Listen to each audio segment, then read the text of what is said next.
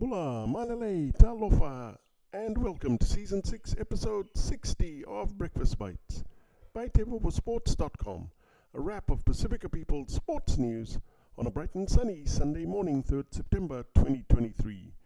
Coming to you with tons of hanisi from the 180th meridian in the middle of the Pacific Ocean. In rugby fans from all over the world are converging in France as the countdown of the last week to the Rugby World Cup 2023 begins, with hosts France versus New Zealand to kick off 6 weeks of total rugby mania. Lots of beers, bets and sleepless nights for fans down under. In Rugby League, so at the end of the regular season, the Panthers dominated the Cowboys 44-12 last night to clinch the NRL Minor Premiership 2023. With the Broncos second, the Storm third, and the New Zealand Warriors finishing fourth after a 34-10 loss to the Dolphins. The Knights, Sharks, Raiders and Roosters have all secured top 8 spots, with Newcastle confirming their 5th place with a 32-12 win over the Dragons. The Roosters ended South's misery with a 26-12 win in an enthralling clash at Accor Stadium. Sweet revenge almost a year after the Rabbitohs ended their arch-rival season in week one of the finals last year. So Sam Burgess was right. In the FIBA Basketball World Cup hosted by the Philippines, Japan and Indonesia, the Australian Boomers are all but eliminated from the FIBA World Cup, crashing to a 80-91 loss to Slovenia, with NBA superstar Luka Doncic scoring 20 points with 6 assists, 7 rebounds and 6 turnovers. Team USA was ice cold, 35% from the floor, in the worst shooting performance ever, but still claimed a 85-73 win over Montenegro in their World Cup clash. In combat sports, watch out for UFC 293 in Sydney next weekend with Israel Adesanya versus Sean Strickland.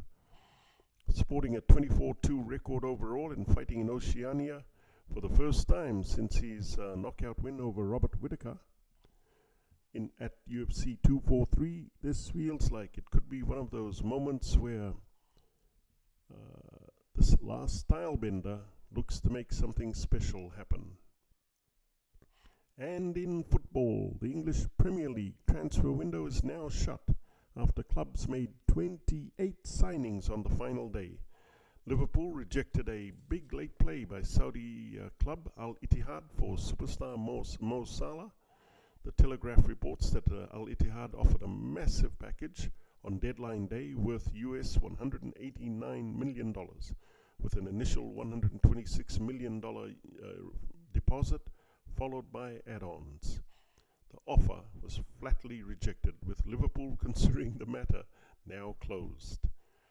In sports biz, last Wednesday in Nebraska, USA, the Nebraska Cornhuskers played arch-rivals Nebraska Omaha, and 92,003 fans packed the stadium to set a new record for the highest attended women's sport event in history. If it wasn't already clear, the state of Nebraska is crazy about volleyball. Nebraska volleyball, one would never have guessed. And finally, it started with a kiss. Spanish football. El Presidente Luis Rubiales is really getting into boiling water now. FIFA President Gianni Infantino says that Rubiales' kiss on the mouth of Spanish women's football star Jenny Hermoso should never have happened.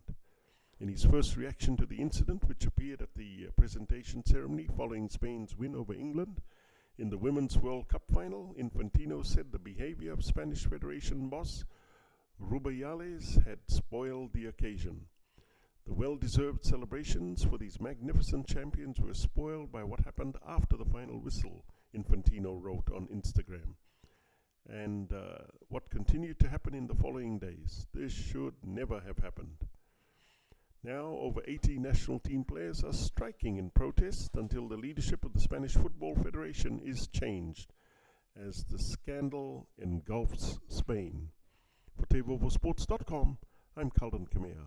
Please hit the like and subscribe buttons below if you want to receive more Pasifika sports highlights on Breakfast Bites. Mahalo, ka kite, and thank you all to Mas for all your love and support.